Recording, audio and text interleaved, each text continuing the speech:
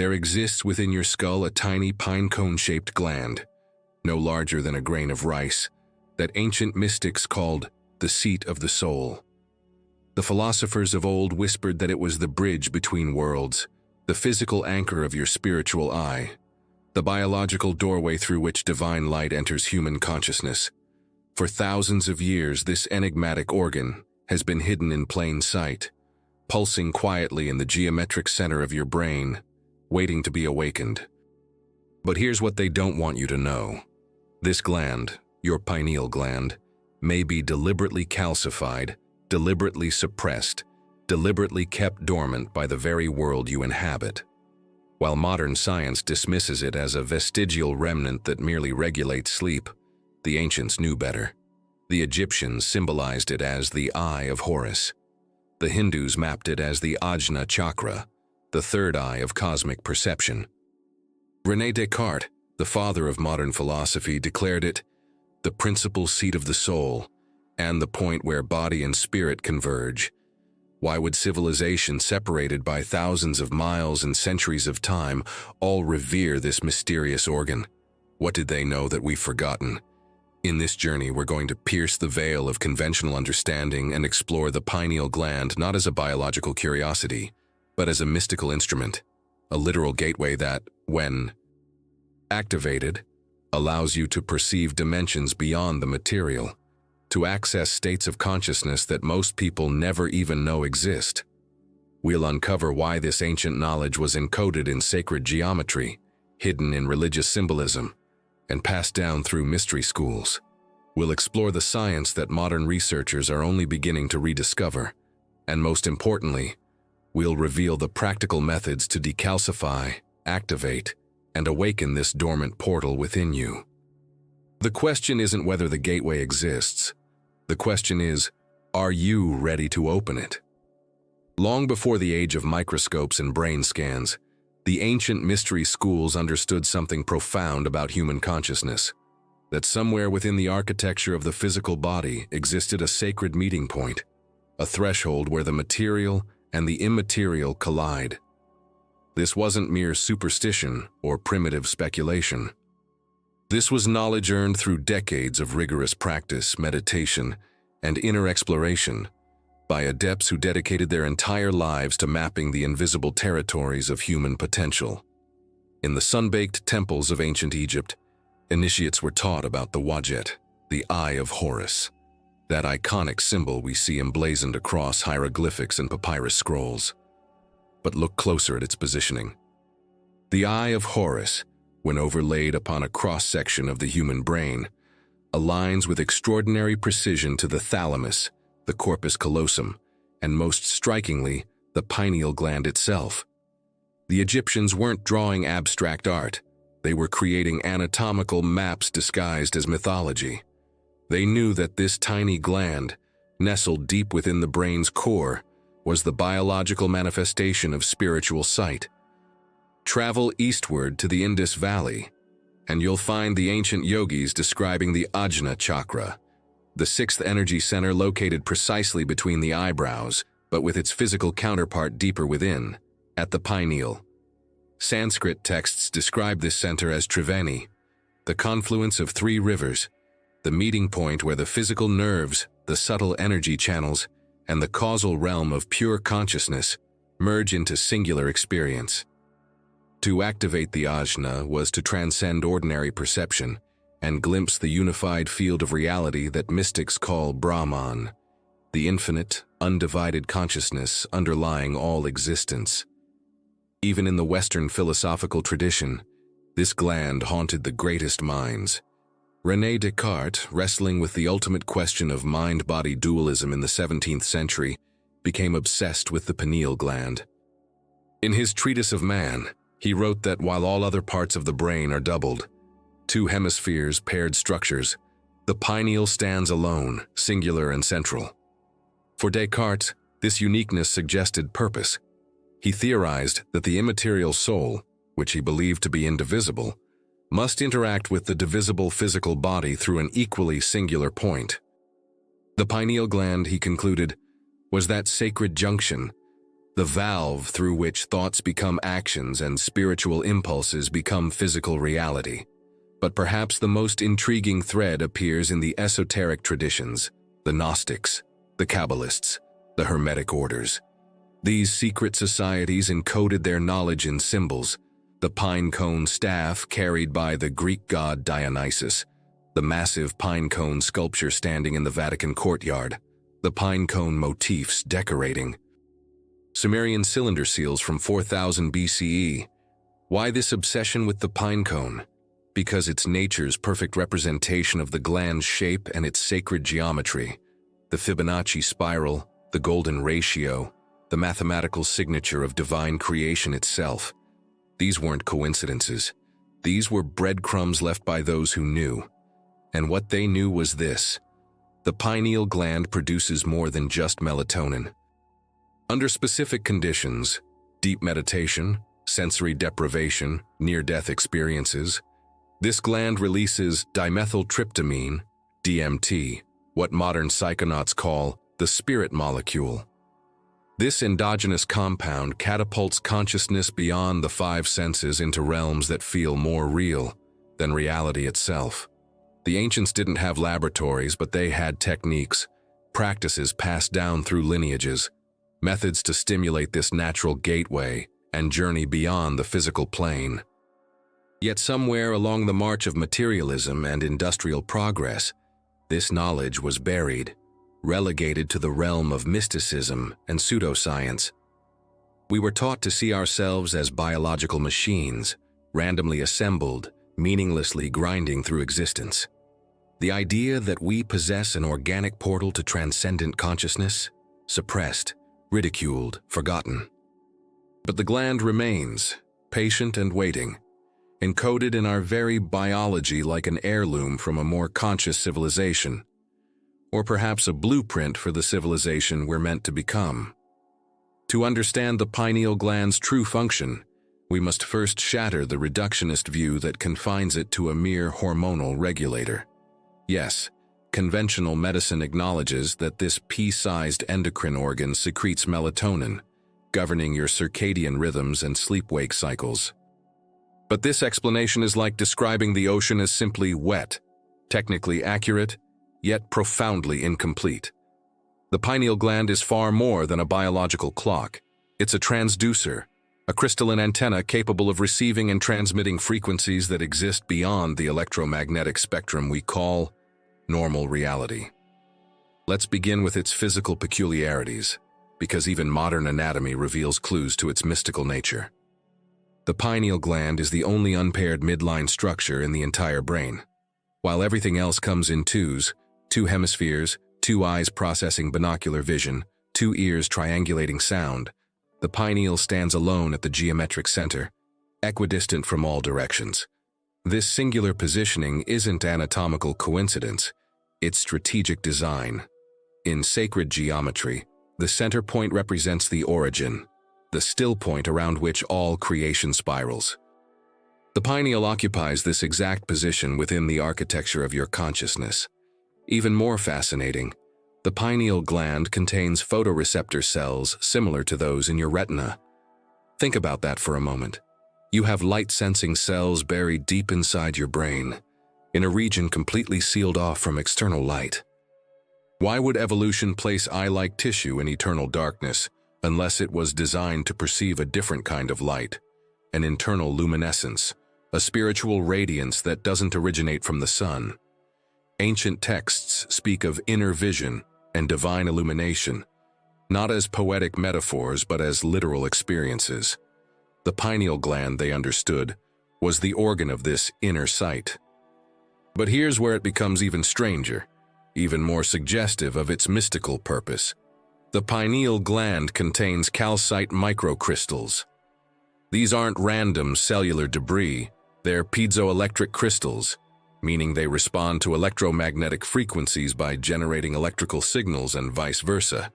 Your pineal gland is, quite literally, a crystalline receiver transmitter embedded in your brain. Just as the quartz crystal in a radio converts invisible waves into audible sound, your pineal gland may be converting higher dimensional frequencies into conscious experience. When mystics throughout history spoke of tuning into divine wisdom or receiving cosmic downloads, they may have been describing the literal function of this crystalline antenna.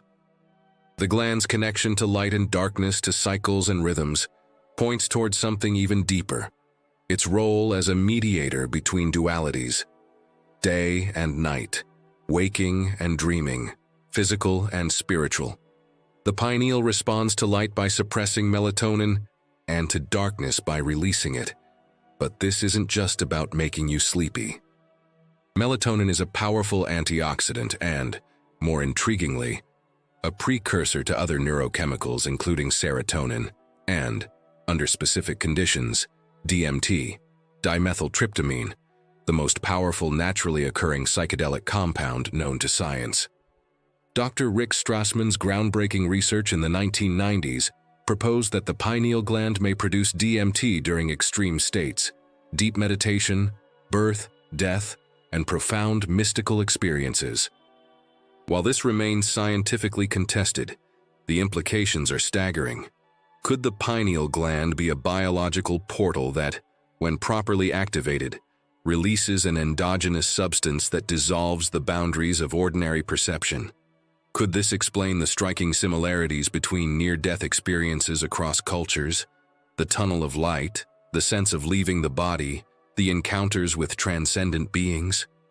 Perhaps the dying brain isn't hallucinating.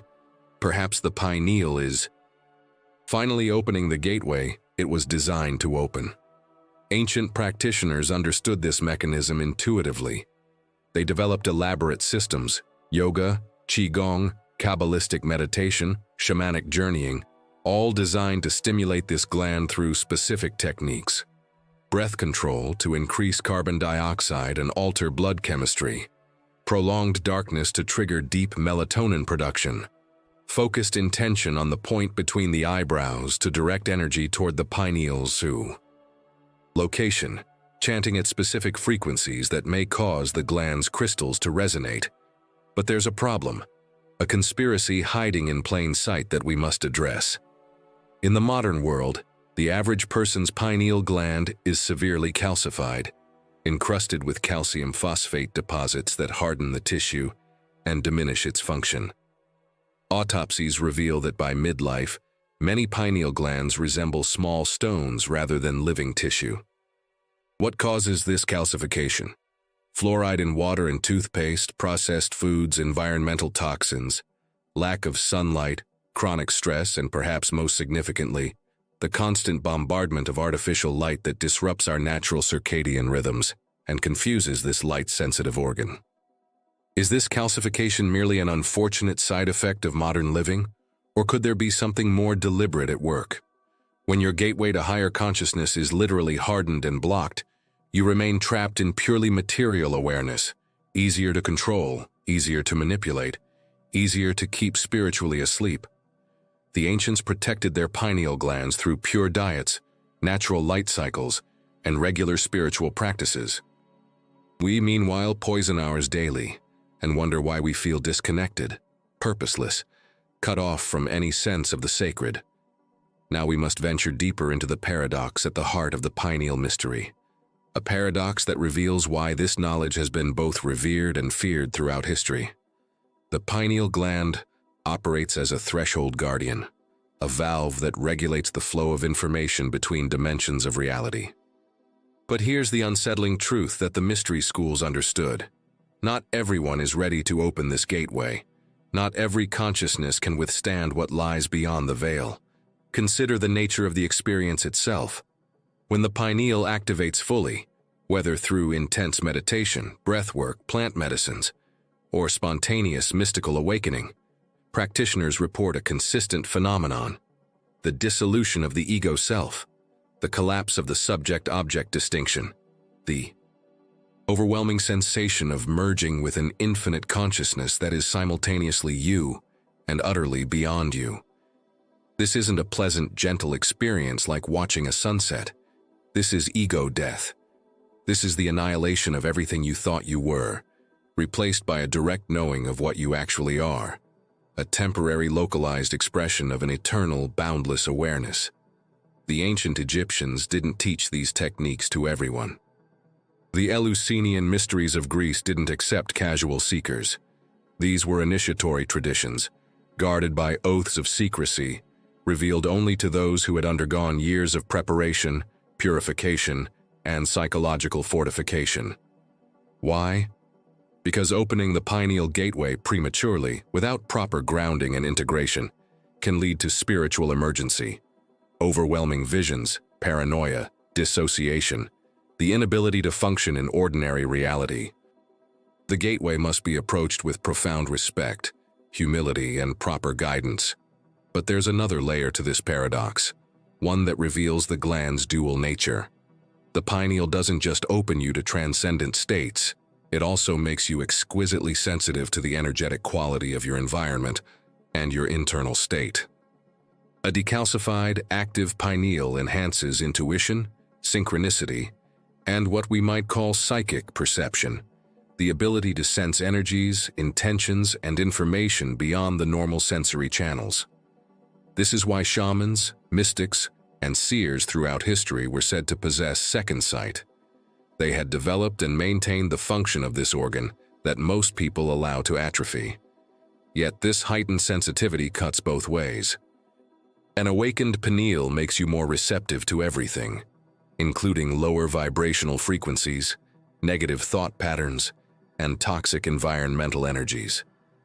This is why traditional practices always combined pineal activation with protection rituals, energetic boundaries, and purification protocols. You're not just opening a door, you're removing a filter. Everything becomes more intense, more vivid, more immediate. Beauty becomes more beautiful, but suffering can become more acute. You gain access to profound wisdom, but you also become aware of the unconsciousness, the suffering, the spiritual sleep that pervades collective humanity. Let's address some of the most pervasive misconceptions, because clarity here is crucial. First, activating your pineal gland will not give you magical superpowers or make you suddenly enlightened. What it does is restore a natural function that you were born with, but that has been suppressed through socialization and environmental toxicity. Babies and young children often exhibit what we might call paranormal awareness, invisible friends, prophetic dreams, uncanny intuitions, because their pineal glands are still relatively calcified. As we age and accumulate physical and psychic toxins, this natural perceptual capacity diminishes. Second misconception, that pineal activation is somehow unnatural or dangerous. The danger isn't in the activation itself. The danger lies in approaching this work carelessly, without proper preparation, integration, or understanding. Indigenous cultures that use pineal-activating plant medicines like ayahuasca do so within elaborate ceremonial contexts, with experienced guides, with community support, and with clear intentions. They understand that opening consciousness isn't a recreational activity or a shortcut to enlightenment. It's sacred work that demands reverence, preparation, and integration. Third, the belief that once activated, the pineal remains permanently open. In reality, the gateway opens and closes, fluctuates with your state of consciousness, your physical health, your emotional equilibrium, and your spiritual practice. Activation isn't a destination, it's a relationship that must be cultivated continuously. Just as a garden requires ongoing care, your pineal gland requires consistent practice, proper nutrition, protection from toxins, and regular engagement with practices that stimulate and support its function. Here's a little-known fact that researchers are only beginning to explore. The pineal gland appears to be connected to your entire endocrine system, but particularly to the pituitary gland. What to? Ancient yogis called the moon center to the pineal's sun center. When these two glands harmonize, when their secretions synchronize, practitioners report experiences of what's called the divine nectar, or amrita in Sanskrit, a literal sensation of sweet liquid flowing from the center of the brain down the throat, accompanied by states of bliss, clarity, and profound peace. This isn't metaphor. Advanced meditators consistently report this physiological phenomenon. suggesting that pineal activation triggers a cascade of neurochemical events that produce tangible, transformative experiences. But perhaps the most profound insight comes from quantum physics, which is finally catching up to what mystics have always known. The pineal gland's calcite crystals aren't just piezoelectric. Some researchers theorize they may exhibit quantum properties, meaning they could exist in superposition, multiple states simultaneously, until observed or measured. Could this explain how the pineal serves as a bridge between dimensions? Could these quantum biological structures literally interface with non-local consciousness, accessing information beyond the constraints of space and time? The double-slit experiment proved that observation affects reality at the quantum level. What if your pineal gland is the biological apparatus through which consciousness observes and thereby creates your experienced reality?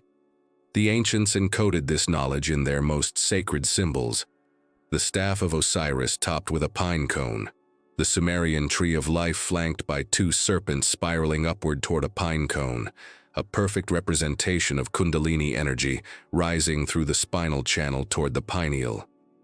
Even the Vatican, regardless of their public doctrine, displays a 4-meter-tall bronze pine cone in their courtyard, suggesting that at the highest levels of every spiritual tradition, this knowledge has been preserved, protected, and understood by those initiated into the inner mysteries. The question that haunts every seeker eventually becomes this: if we possess this gateway, this biological portal to transcendent consciousness, why do so few people ever experience it? Is it suppression? Is it calcification? Or is it something more fundamental, a collective amnesia, a spiritual sleep so deep that humanity has forgotten what it's capable of perceiving? Perhaps the real conspiracy isn't that this knowledge was hidden from us. Perhaps it's that we've hidden it from ourselves. Practical application. Knowledge without practice is merely philosophy. Understanding the pineal gland's mystical significance means nothing if you don't actively engage in the work of decalcification, activation, and integration. What follows are proven techniques drawn from ancient traditions and validated by modern practitioners, methods to awaken this dormant gateway and restore its natural function. But approach this work with intention and reverence. You're not simply following a self-improvement routine. You're initiating a profound transformation of consciousness itself. Phase 1. Decalcification and purification. Before you can activate the pineal, you must first reverse the damage.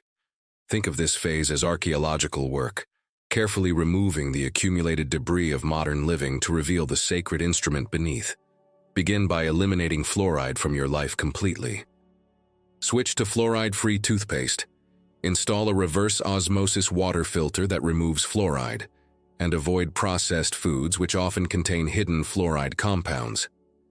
This single change, maintained consistently over months, can significantly reduce further calcification. Next, address your diet with surgical precision. The pineal gland responds powerfully to what you consume.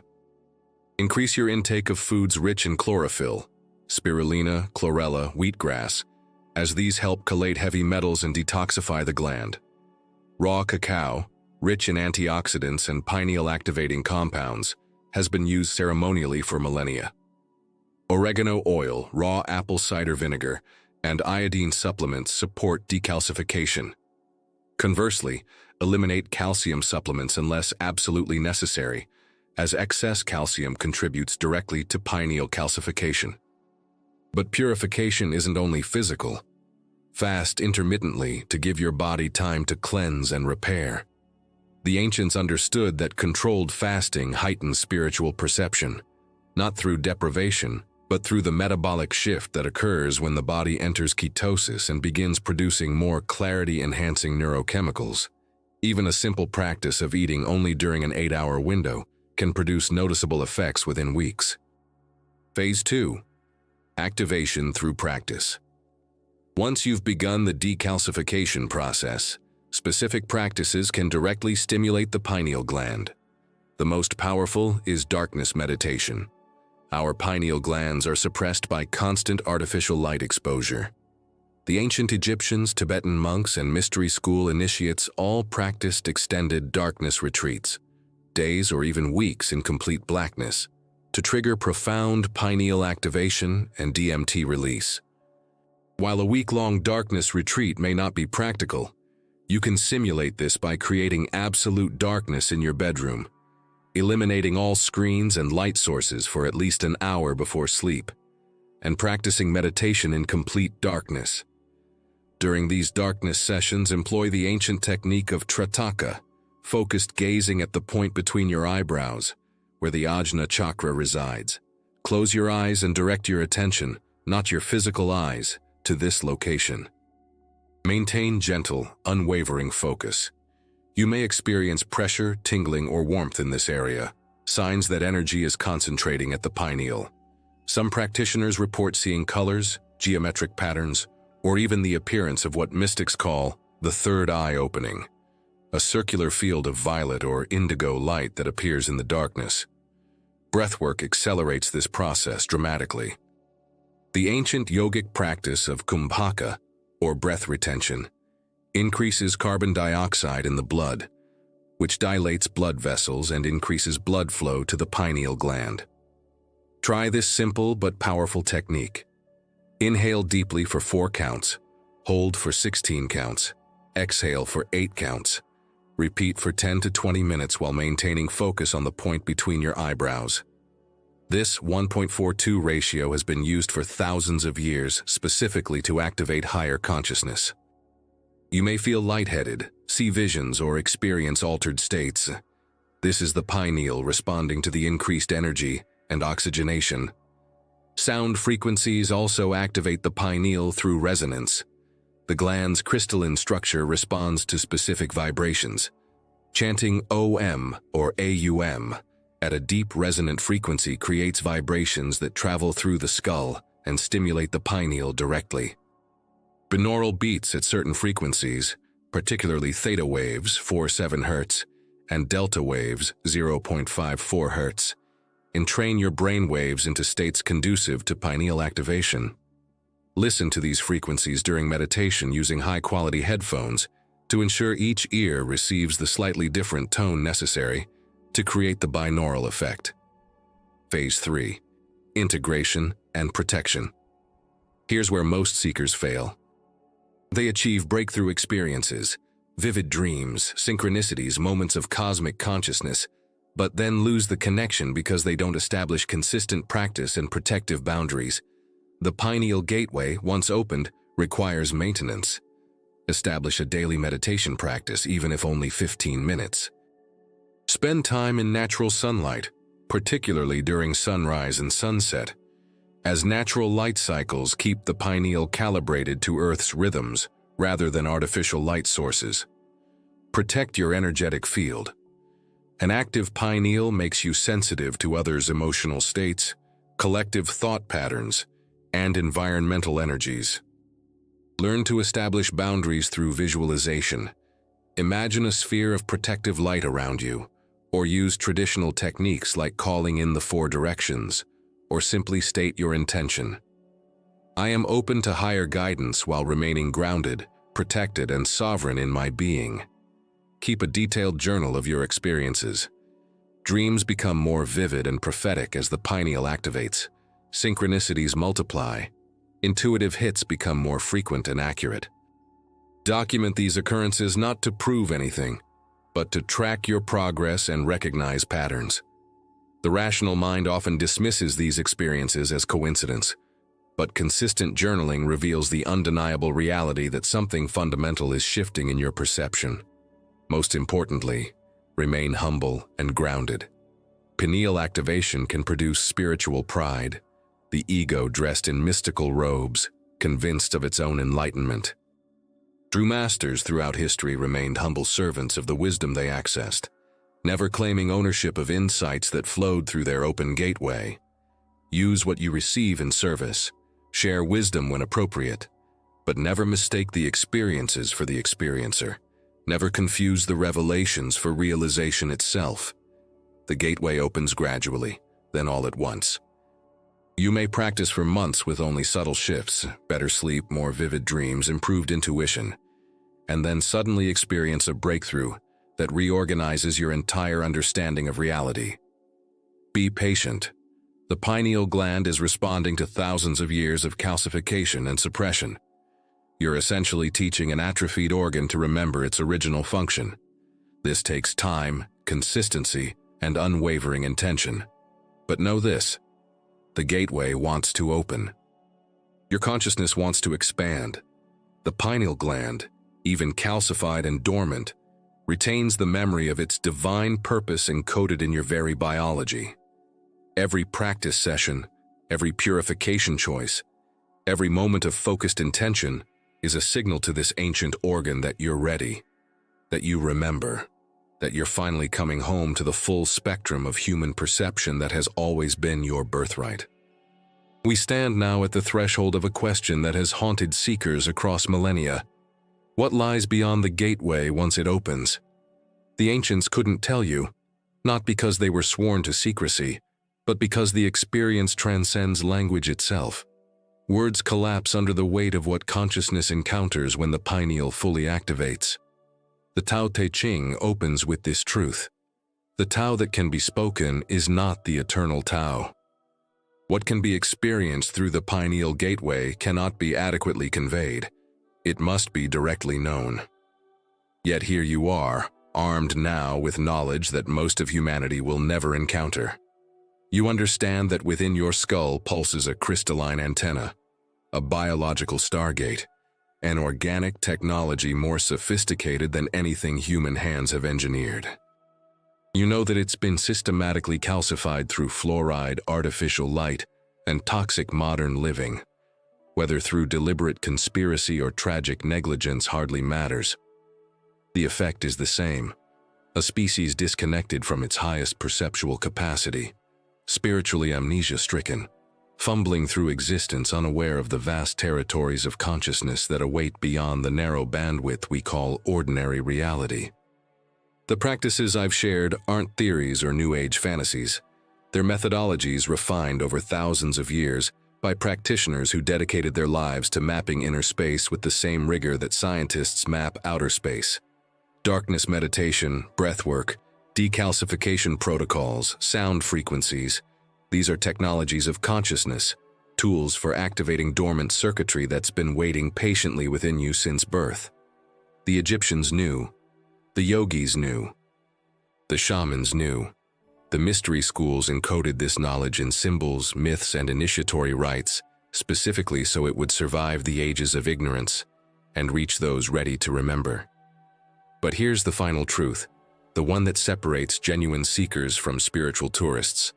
Knowledge alone changes nothing. You can understand every detail I've presented. You can intellectually grasp the pineal's function and significance, and still remain exactly where you started. Gateway sealed, consciousness confined, potential unrealized. The difference between knowing the path and walking the path is everything. Transformation demands commitment, consistency, courage. It demands that you actually sit in darkness and breathe with intention, that you actually eliminate the toxins, that you actually do the work when it's inconvenient, uncomfortable, or when doubt whispers that none of this is real. And doubt will whisper. The rational mind, standing guard at the threshold of the unknown, will deploy every argument, every dismissal, every scientific objection to keep you safely contained within consensus reality. This is natural. This is the ego protecting its territory, because it senses correctly that pineal activation threatens its supremacy. When the gateway opens, when you experience even a glimpse of the vastness beyond, the small self recognizes it could be dissolved, absorbed back into the infinite consciousness from which it temporarily emerged. The ego fears this like death, because it is death.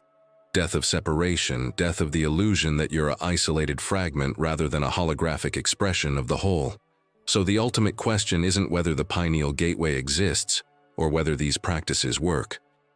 The question is, are you willing to die while still living? Are you ready to sacrifice the comfortable certainty of materialist consciousness for the overwhelming immensity of what ancient texts call enlightenment, gnosis, moksha, or what we might simply call remembering who and what you actually are. The gateway stands before you now, not metaphorically, but literally, positioned at the geometric center of your brain, waiting with infinite patience for you to turn the key.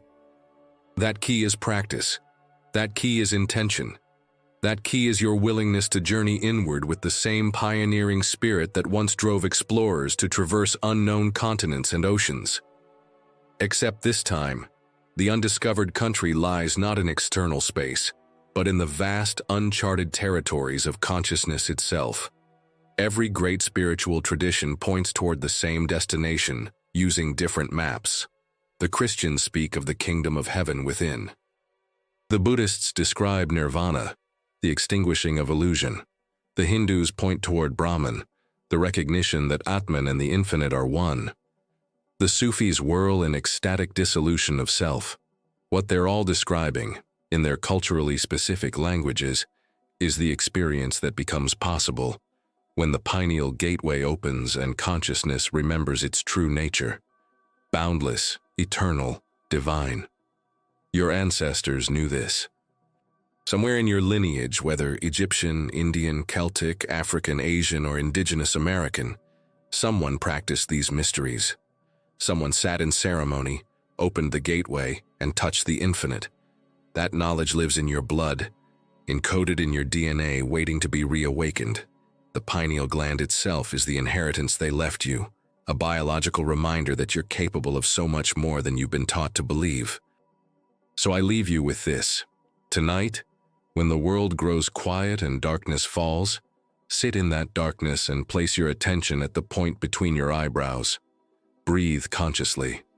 Feel the ancient organ begin to stir, responding to your focused intention like a flower turning toward light.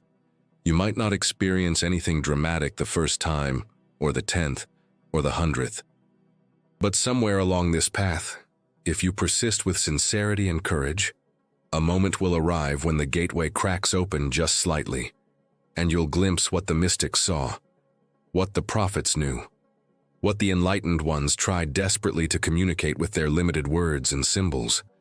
And in that moment, you'll understand why they guarded this knowledge so carefully.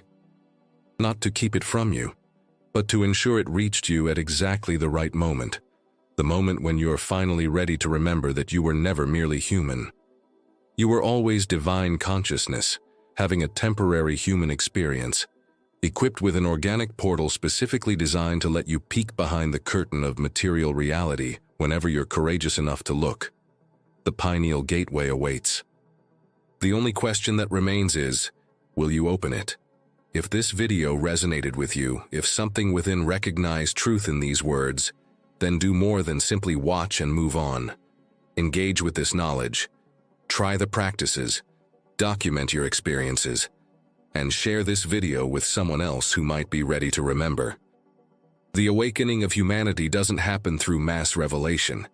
It happens one activated pineal gland at a time, one opened gateway at a time, one consciousness at a time, remembering what it forgot. Subscribe to continue this journey into the hidden dimensions of human potential. The mysteries await those brave enough to seek them.